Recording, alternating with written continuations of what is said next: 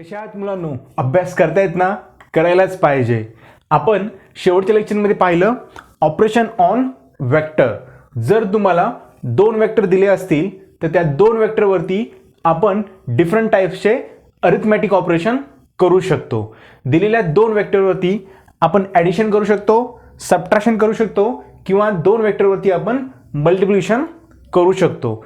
Suppose करा तुम्हाला जर दोन वेक्टर दिले असतील, वेक्टर ए अँड वेक्टर बी. दिलेल्या दोन वेक्टरवरती आपण ॲडिशन केल्यानंतर जो नवीन वेक्टर येतो त्याला म्हणायचं रिझल्टंट वेक्टर. दिलेल्या दोन वेक्टरचं ॲडिशन करण्यासाठी डिफरंट लॉज यूज करावे लागतात. त्यापैकी जो पहिला लॉ असतो तो असतो triangle law of vector addition. Triangle लॉचा यूज करून आपण दिलेले दोन वेक्टर ॲड करू शकतो. त्यानंतर असतो parallelogram law of vector addition. Parallelogram लॉचा यूज करून दिलेले दोन वेक्टर आपण ॲड करू शकतो. त्यानंतर सपोज करा तुम्हाला जर n नंबर ऑफ वेक्टर दिले असतील, ए बी सी डी असे खूप सारे वेक्टर दिले असतील, तर खूप साऱ्या वेक्टरचं ॲडिशन आपण पॉलिगॉन लॉचा यूज करून करू शकतो. त्यानंतर पाहिलं आपण सबट्रॅक्शन ऑफ वेक्टर. जर तुम्हाला दोन वेक्टर दिले असतील तर दिलेल्या दोन वेक्टरचं सबट्रॅक्शन आपण करू शकतो. आता दिलेल्या दोन वेक्टरचं सबट्रॅक्शन करण्यासाठी अशी डायरेक्ट मेथड नाही आहे.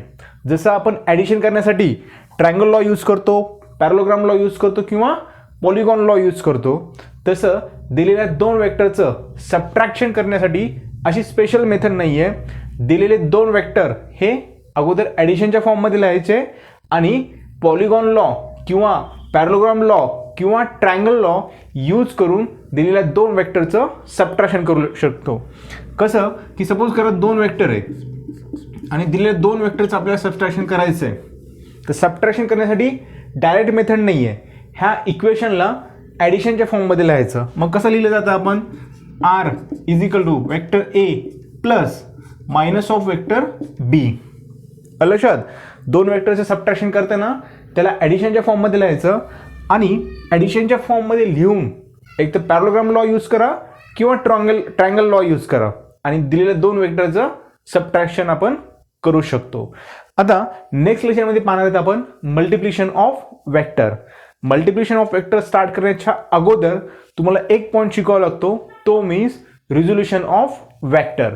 चला तर मग नवीन पॉईंट लिहा आता आजचा resolution of vector. Resolution of vector, ठीक आहे. आता रिझोल्युशन ऑफ वेक्टर हा पॉईंट तुम्ही ह्यानंतर जेवढे काही चॅप्टर शिकताल, कायनॅमॅटिक्स शिकताल, डायनॅमिक्स शिकताल किंवा इलेक्ट्रोस्टॅटिक शिकताल, करंट इलेक्ट्रिक शिकताल, काहीही शिकताल, त्यावेळेस सर्वात इम्पॉर्टंट वेक्टरमधली कन्सेप्ट जी असेल ती म्हणजे resolution of vector. He concept जर तुम्हाला नाही समजली तर तुम्ही फिजिक्समधलं कुठलंही डेरिव्हेशन किंवा कुठलाही प्रॉब्लेम सॉल्व नाही करू शकणार. त्यामुळं ही कन्सेप्ट व्यवस्थित अभ्यास करणं महत्त्वाची आहे. आजचं लेक्चर हे वेक्टर चॅप्टरमधलं सर्वात महत्त्वाचं लेक्चर आहे. त्यामुळे व्यवस्थित ऐका, व्यवस्थित समजून घ्या. जर कुठली गोष्ट नाही समजली तर डायरेक्टली तुम्ही मला कॉल करून किंवा त्या प्रॉब्लेमचा फोटो काढून पाठवू शकतात. चला तर मग आजचा नवीन पॉईंट लिहा, रिझोल्युशन ऑफ वेक्टर.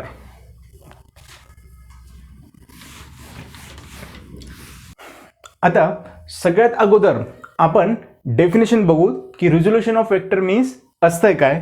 डेफिनेशन बघा काय आहे ते. The splitting of vector into two component is called as resolution of vector. दिलेलं वेक्टर दोन कंपोनंटमध्ये स्प्लिट करणं ह्याला म्हणायचं रिझोल्युशन ऑफ वेक्टर. सपोज करा तुम्हाला एक वेक्टर दिलंय, वेक्टर आर. दिलेलं वेक्टर दोन कंपोनंटमध्ये स्प्लिट करणं ह्याला म्हणायचं रिझोल्युशन ऑफ वेक्टर. डेफिनेशन एकदम सोपी आहे, कन्सेप्ट पण खूप सोपी आहे, पण समजून घेणं महत्त्वाचं आहे. The splitting of vector into two component is called as resolution of vector. दिलेलं वेक्टर दोन कंपोनंटमध्ये स्प्लिट करणं त्याला म्हणायचं रिझोल्युशन ऑफ वेक्टर. सपोज तुम्हाला वेक्टर आर दिले हे आर वेक्टर मी दोन कंपोनंटमध्ये स्प्लिट करतो, दोन कंपोनंटमध्ये स्प्लिट करतो. ठीक आहे. आता कसं स्प्लिट करतो बघा, ज्यावेळेस मी वेक्टर आरला स्प्लिट करतो त्यावेळेस त्याचा एक कंपोनंट तयार होतो आर एक्स वेक्टर आणि दुसरा कंपोनंट तयार होतो जो वाय ॲक्सिसवरती असतो तो असेल आर वाय वेक्टर. लक्षात, वेक्टर आरला मी दोन कंपोनंटमध्ये स्प्लिट केलं, जो कंपोनंट एक्स ॲक्सिसवरती असेल तो असेल वेक्टर आर एक्स आणि जो कंपोनंट वाय ॲक्सिसवरती असेल तो असेल कंपोनंट आर वाय वेक्टर. ठीक आहे. आता बघा,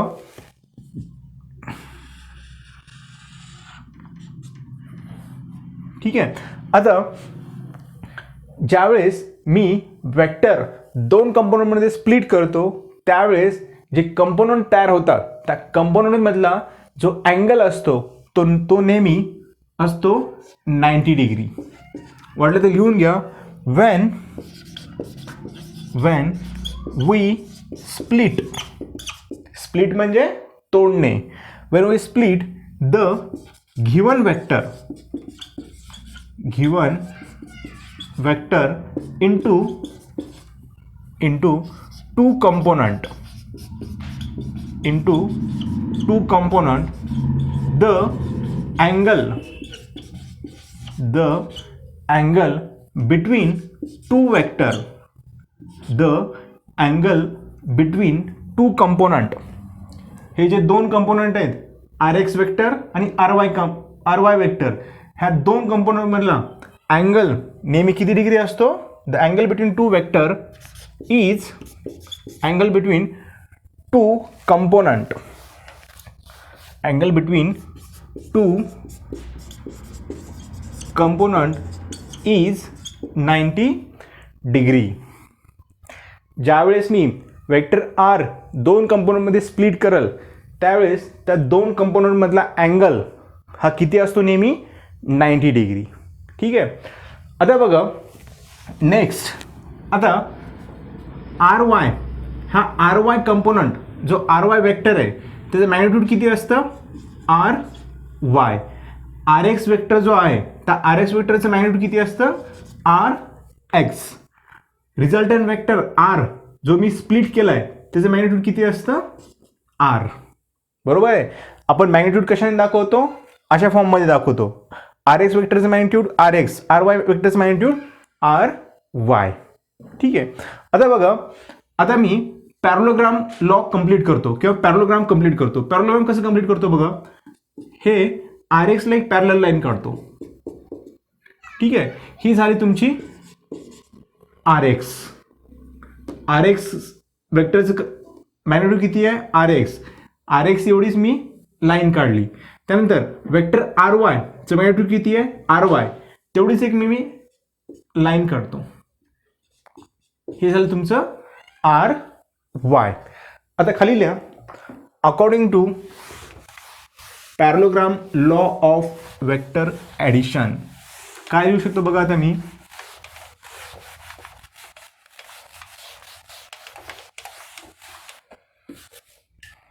according to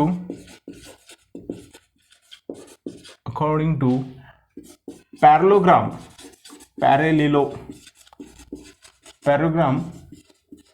law of vector addition. काय लिहिल मी? Vector R is equal to R X vector plus R Y vector. लक्षात, दोन वेक्टर आर एक्स वेक्टर आणि आर वाय वेक्टर ह्या दोन वेक्टरचं ॲडिशन काय येत असतं? Resultant vector R. मी तेच लिहिलंय, दोन वेक्टरचं ॲडिशन काय येतं? Resultant vector R.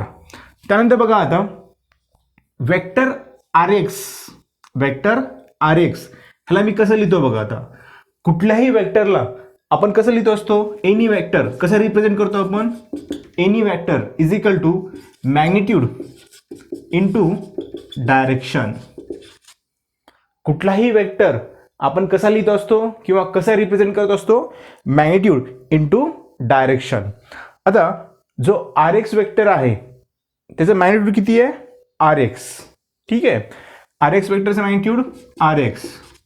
त्यानंतर डायरेक्शन. आता मी युनिट वेक्टर शिकवताना सांगितलं होतं की जेवढे काही वेक्टर एक्स डायरेक्शनमध्ये असतील, जेवढे काही वेक्टर एक्स डायरेक्शनमध्ये असतील त्यांची डायरेक्शन दाखवण्यासाठी मी I cap unit vector use करतो. युनिट वेक्टरचं कामच काय असतं, टू गिव्स डायरेक्शन लक्षात, किंवा it is used to represent the direction. आता जो आर एक्स वेक्टर आहे तो एक्स ॲक्सिसमध्ये आहे, म्हणून आर एक्स वेक्टरचं डायरेक्शन मी कसं दाखवल, I cap. I cap is the unit vector along the X direction. जेवढे काही वेक्टर एक्स डायरेक्शनमध्ये असतील त्या वेक्टरचं डायरेक्शन दाखवण्यासाठी मी युनिट वेक्टर कोणता यूज करतो, आय कॅप. ठीक आहे. त्यानंतर बघा आता vector R Y. Vector R वायला मी कसं लिहितो, vector R Y is equal to magnitude किती आहे, आर वाय. डायरेक्शन, जेवढे काय वेक्टर हे वाय डायरेक्शनमध्ये असतील तेवढ्या सगळ्या वेक्टरला मी दाखवण्यासाठी कोणतं युनिट एक वेक्टर यूज करतो, जे कॅप. लक्षात, जेवढे काय वेक्टर एक्स डायरेक्शनमध्ये असतील तेवढे सर्व वेक्टर मी दाखवण्यासाठी कोणतं युनिट वेक्टर यूज करतो, आय कॅप. जेवढे काही वेक्टर वाय डायरेक्शनमध्ये असतील तेवढ्या सगळ्यांची डायरेक्शन दाखवण्यासाठी मी कोणतं युनिट वेक्टर यूज करतो, जे कॅप.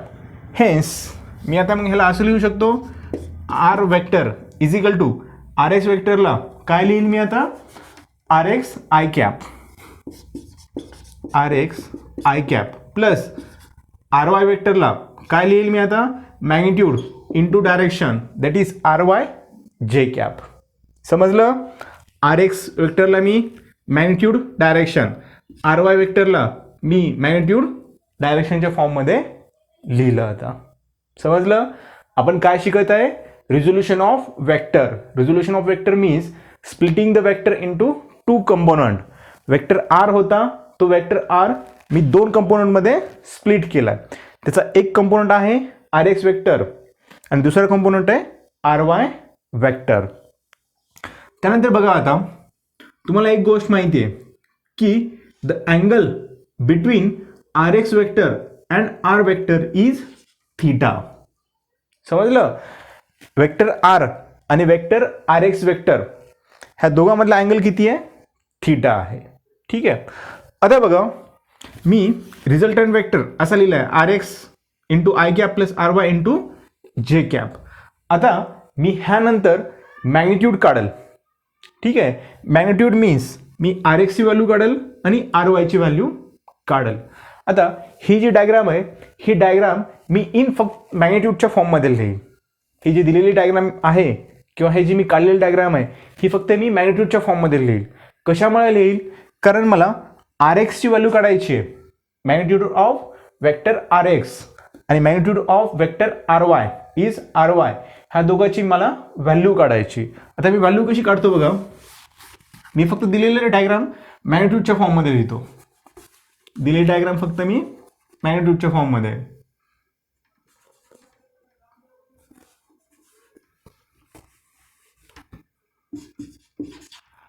रिझल्टंट वेक्टरचं मॅग्निट्यूड आर. त्यानंतर आर वाय जो वेक्टर होता त्याचं magnitude R Y. R X vector जो होता त्याचं मॅग्निट्यूड आर एक्स. ठीक आहे. त्यानंतर बघा आता मी ट्रायंगल हा पॅरोलोग्राम झाला, ह्यामध्ये हा ट्रायंगल झाला, त्याला नाव देतो ए बी सी आणि डी. ठीक आहे. आर वाय इथं जेवढा होता त्याच्या पॅरललमध्ये मी एक लाईन काढली, ही झाली ती लाईन. त्यानंतर आर एक्स हे एवढी लेंथ किती आहे, आर एक्स एवढी लेंथ किती आहे, आर एक्स. त्याच्या पॅरललमध्ये मी एक लाईन काढली, ती झाली आर एक्स. ठीक आहे. त्यानंतर हा तुमचा रिझल्टंट आहे, रिझल्टंटची लेंथ किती असेल, आर. ठीक आहे. त्यानंतर बघा आता मी काय लिहितो, in triangle A C B इथला अँगल किती असेल, 90 डिग्री. बरोबर आहे. हा परपेंडिक्युलर आहे एक्स ॲक्सिसवरती, म्हणजे हा इथला अँगल किती असेल, 90 डिग्री. आता खाली काय लिहितो बघा, in triangle A B C किंवा ए सी बी पण लिहिलं चालतं, मी घेतो A B C. In triangle A B C cos theta this cos theta is equal to काय असतं, कोणालगतची बाजू डिवाइड बाय कर्ण. कोणालगतची बाजू कोणती आहे, आर एक्स. हा कोण आहे, कोणाच्या लगतची बाजू आर एक्स. कर्ण कोण आहे याच्यामध्ये, आर. बरोबर आहे, हा कर्ण आर. काटकोन त्रिकोण आहे, राईट अँगल ट्रायंगल आहे. In triangle ABC cos theta is equal to कोणालगतची बाजू डिवाइड बाय कर्ण. मीन्स मी असं लिहू होता, R X is equal to R cos theta. भेटलं मला आर एक्स. ठीक आहे. त्यानंतर आता बघा नेक्स्ट साइन थीटा सेम ह्याच ट्रायंगलमध्ये इन ट्रायंगल एबीसी मी पहिल्यांदा कॉस थीटा काढलं. काढून घेतलं.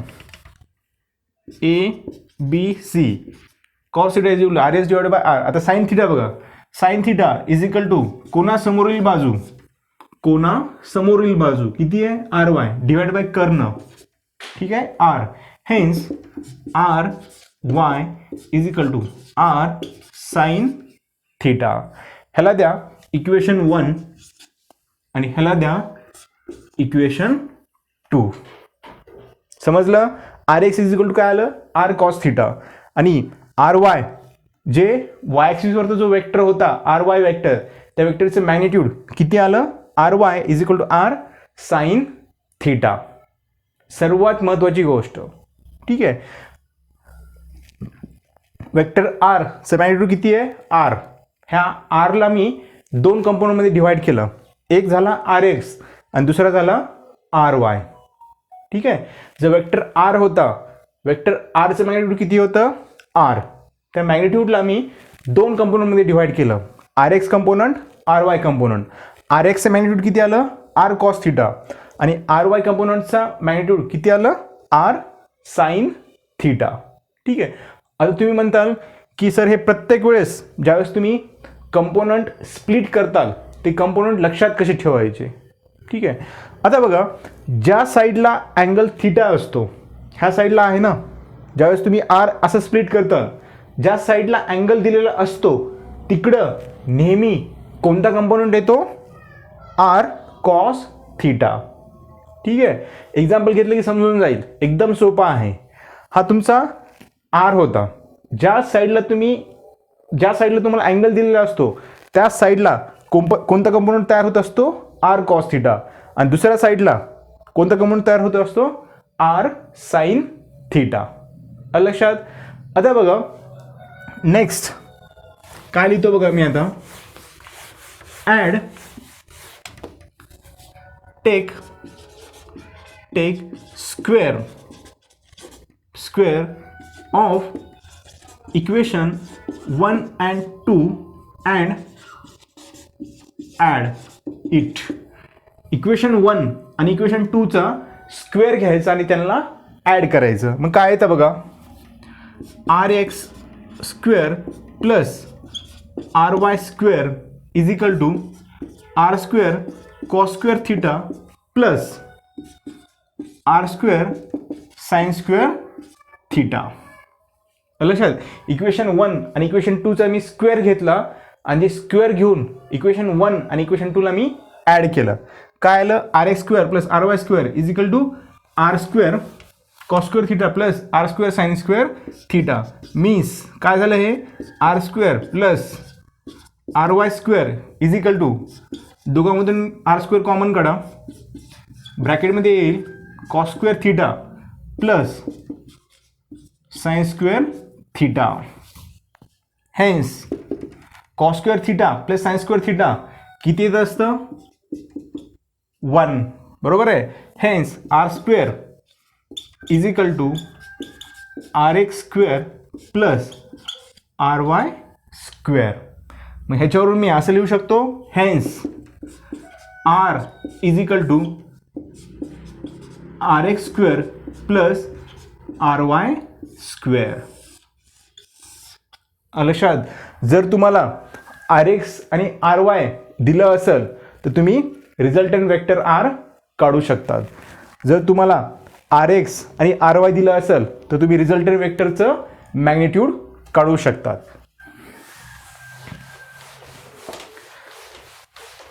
मीन्स जर तुम्हाला दोन कंपोनंट दिले असतील, आर एक्स कंपोनंट आणि आर वाय कंपोनंट, ठीक आहे, त्या दोन कंपोनंटवरून आपण रिझल्टंट वेक्टरचं मॅग्निट्यूड काढू शकतो. त्यानंतर लिहा आता डायरेक्शन, हे झालं मॅग्निट्यूड. आता लिहा खाली डायरेक्शन ऑफ रिझल्टंट वेक्टर.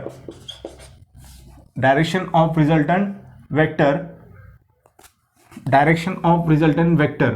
आता रिझल्टंट वेक्टरचं डायरेक्शन आपण कसं काढू शकतो बघा. हे तुमचं रिझल्टंट वेक्टर होतं आर, ह्याला मी दोन कंपोनंटमध्ये ब्रेक केलं. एक कंपोनंट झाला आर एक्स, दुसरा कंपोनंट झाला आर वाय, ठीक आहे. त्यानंतर मी पॅरलल लाईन ड्रॉ केली आणि पॅरलोग्राम लॉ कंप्लीट केला किंवा पॅरलोग्राम मी कंप्लीट केला. आर एक्सच्या पॅरललमध्ये आर एक्स लाईन, आर वायच्या पॅरललमध्ये आर वाय लाईन, ठीक आहे. आता डायरेक्शन काढायचं म्हणजे हा अँगल मला थीटा काढावा लागेल, बरोबर आहे. रिझल्टंट वेक्टरची डायरेक्शन काढायची असेल तर मला हा अँगल मीन्स थीटा काढावा लागेल. मग हा थीटा अँगल मी कसं काढतो बघा. Tan theta is equal to, tan theta काय असतं, कोणासमोरील बाजू डिवाइड बाय कोणालगत बाजू. Tan theta is equal to कोणासमोरील बाजू कोणती आहे, आर वाय, कोणालगतची बाजू आर एक्स. लक्षात काय केलं मी, जर तुम्हाला आर एक्स आणि आर वाय दिले असतील, दोन कंपोनंट दिले असतील, तर तुम्ही रिझल्टंट वेक्टर कसा काढला जातो, स्क्वेअर रूटमध्ये R X square plus R Y square, square रूटमध्ये. आणि जर दोन कंपोनंट दिले असतील आर एक्स आणि आर वाय, तर रिझल्टंट वेक्टरचं डायरेक्शन हे कशी काढले जाईल मी, tan theta is equal to R Y divide by R X. समजलं इथपर्यंत. हे झालं तुमचं theoretical part of resolution of vector. काय असतं resolution of vector, means to divide किंवा to split the given vector into two component is called as the resolution of vector. जे तुम्ही दोन कंपोनंट तयार करताल त्या दोन कंपोनंटमधला अँगल हा नेहमी किती डिग्री असतो, 90 डिग्री. एक्झाम्पल घेतलं की हे सर्व गोष्टी तुम्हाला क्लिअर होतील. लक्षात. आणि हे जे एक्झाम्पल मी घेईल तेच रिपीट एक्झाम्पल तुम्हाला कायनॅमॅटिक्स, डायनॅमिक्स ह्या सर्व गोष्टीमध्ये तुम्हाला येतील. समजलं. खाली लिहा आता examples on resolution of vector.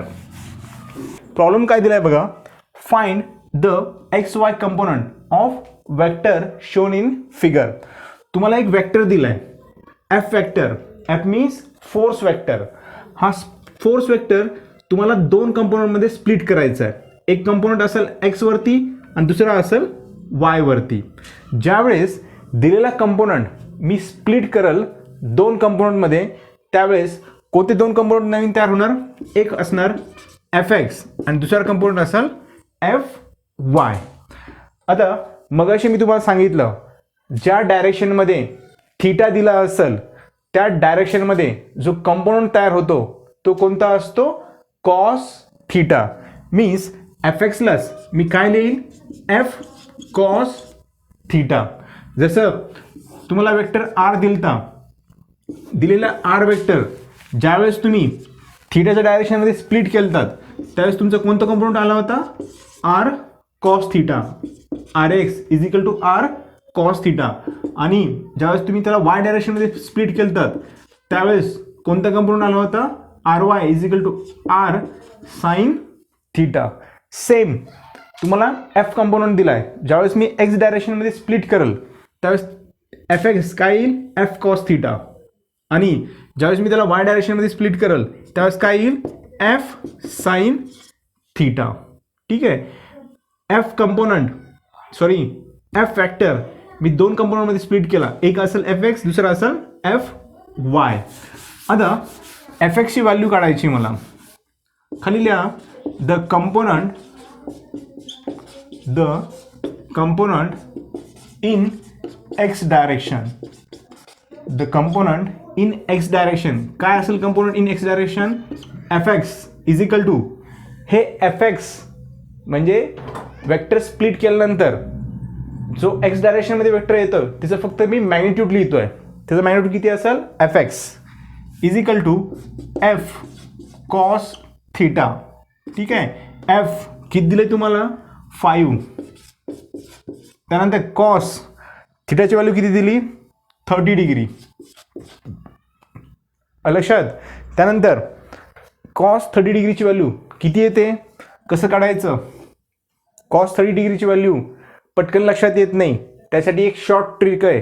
ते शॉर्ट ट्रिक लक्षात घ्या. आता हे 5 बोटं कन्सिडर करायचे. ठीक आहे, हा तुमचा 0 डिग्री, हा 30 डिग्री, हा 45 डिग्री, हा 60 डिग्री आणि हा तुमचा 90 डिग्री. ठीक आहे. त्यानंतर ज्यावेळेस तुम्ही कॉसच्या व्हॅल्यू काढताल त्यावेळेस एक फॉर्म्युला लक्षात ठेवायचा. Cos is equal to number of above figure divide by 2. Number of above finger divide by 2. आता बघा, हा 0 डिग्री आहे. 30, 45, 60, 90. मला 30ची व्हॅल्यू काढायची. कॉस 30ची व्हॅल्यू काढायची. 30च्या वर किती फिंगर आहेत बघा? 1, 2, 3. ठीक आहे, मग काय असणार 30ची value? Number of figure above 30 किती? 1, 2, 3 √3 डिवाइड बाय 2. मीन्स कॉस 30ची व्हॅल्यू किती आली? 5 इंटू √3 डिवाइड बाय 2. मीन्स तुमची एफ एक्सची व्हॅल्यू आली 5 इंटू √3 डिवाइड बाय 2. त्यानंतर F Y is equal to काय? F sine theta. 5 साईनची व्हॅल्यू किती दिली? 30 डिग्री. ठीक आहे. आता साइन 30ची व्हॅल्यू कसं लक्षात ठेवायची बघा. आता कॉस करताना मी 30च्या वरचे फिंगर काउंट केलते. कॉस करताना 30च्या वरच्या फिंगर काउंट केलत्या. आता साइन करताना ज्यावेळेस तुम्हाला साईनची व्हॅल्यू काढायची असेल त्यावेळेस 30च्या खालच्या नंबर ऑफ फिगर काउंट करायचे. ठीक आहे. कॉस करताना 30च्या वरचे नंबर ऑफ फिंगर काउंट करायचे आणि साइन काउंट करताना किंवा साईनची व्हॅल्यू फाइंड आउट करताना 30च्या खालचे नंबर ऑफ फिंगर काउंट करायचे. 30च्या खाली किती फिंगर्स आहेत? एकच आहे. मीन्स काय येईल मग? आता साइन करताना रूट नंबर ऑफ फिंगर 30च्या खाली किती फिंगर आहे? 1 divide by 2. Square root of 1 किती येत असतं? 1 डिवाइड बाय 2. मीन्स हे येईल तुमचं 5 इंटू 1 डिवाइड बाय 2. म्हणजे हे आलं तुमचं F Y is equal to 5/2 आणि एफ एक्स किती आलं तुमचं? F X 5 into √3 divide by 2. लक्षात. दिलेला वेक्टर मी 2 कंपोनंटमध्ये रिझॉल्व्ह केला आणि त्या कंपोनंटचं फक्त मी मॅग्निट्यूड फाइंड आउट केलं आहे. लक्षात. फक्त मॅग्निट्यूड फाइंड आउट करायचं आहे.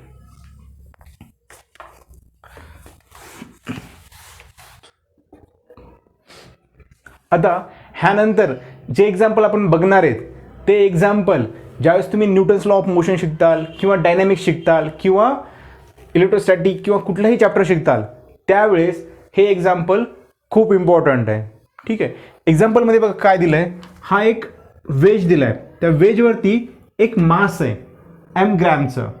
ठीक आहे. आता ह्या मासमुळं जो खालच्या दिशेनं ग्रॅव्हिटेशनल फोर्स लागत आहे तो किती आहे? F is equal to mg. आता F is equal to mg मी कसं लिहिलं किंवा कुठून आलं हे आपण जसं तुम्ही शिकताल 2nd chapter, 3rd chapter, 4th chapter तसं तुम्हाला ह्या गोष्टी लक्षात येतील. आत्ता फक्त एकच लक्षात घ्या, ह्या बॉक्समुळं जो खालच्या दिशेने जो फोर्स आहे तो किती आहे? F is equal to mg. आता मला काय करायचं आहे? जो फोर्स आहे F is equal to mg तो फोर्स मला 2 कंपोनंटमध्ये डिवाइड करायचा आहे किंवा 2 कंपोनंटमध्ये मला स्प्लिट करायचं आहे. मग कसं करणार बघा. आता मी ते एक नॉर्मल लाईन काढणार किंवा एक नॉर्मल लाईन मी ड्रॉ करणार. ठीक आहे. त्यानंतर ह्या मधल्या पॉईंटपासून मी एक खालच्या दिशेनं एक नॉर्मल लाईन ड्रॉ करणार. इथला अँगल किती आहे 90 डिग्री, इथला अँगल किती आहे थीटा, म्हणजेच इथला अँगल किती असेल तुमचा 90 मायनस थीटा. हे माहिती आहे तुम्हाला त्रिकोणामध्ये हा अँगल जर 90 असेल, हा जर थीटा असेल, तर उरलेला अँगल किती असतो 90 मायनस थीटा. लक्षात, म्हणजे इथला अँगल किती झाला 90 मायनस थीटा. आता बघा हे तुमची नॉर्मल लाईन आहे, ही तुमची नॉर्मल लाईन आहे. ह्या नॉर्मल लाईन आणि इथला अँगल तुमचा किती असतो 90 डिग्री, म्हणजेच तुमचा इथला अँगल किती आहे 90 डिग्री. आता ह्या इतक्यापैकी आणखी एकदा ड्रॉ करतो मी.